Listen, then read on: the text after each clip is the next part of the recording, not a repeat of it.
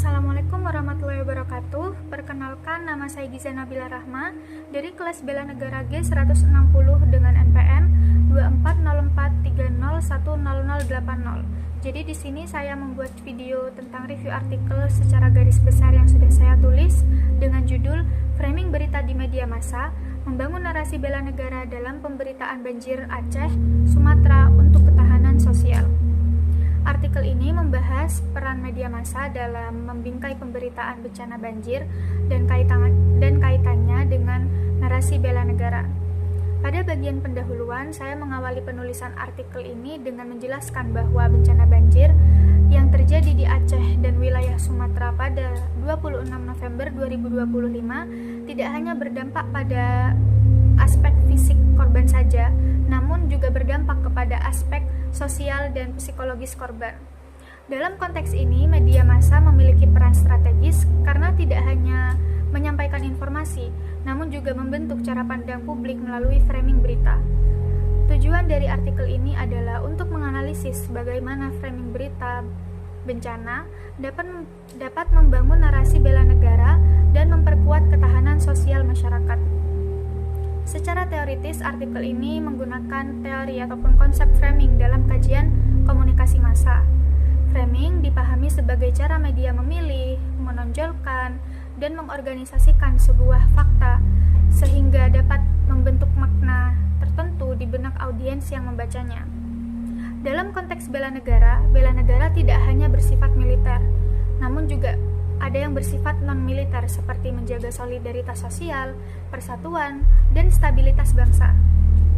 Melalui framing berita yang konstruktif, media dapat menanamkan nilai gotong royong, empati, dan juga kepedulian sosial sebagai bagian dari ketahanan nasional.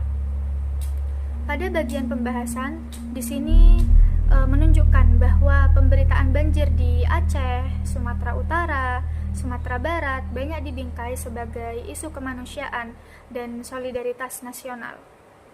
Media menyoroti bahwa penderitaan korban, peran relawan, serta dukungan dari berbagai daerah.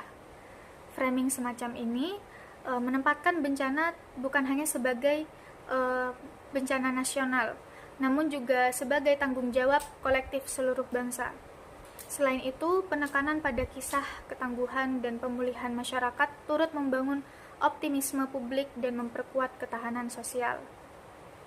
Artikel ini juga berperan untuk menekankan peran strategis bahwa mahasiswa ilmu komunikasi itu diposisikan sebagai calon komunikator publik yang memiliki tanggung jawab etis dalam memproduksi dan menyebarkan informasi.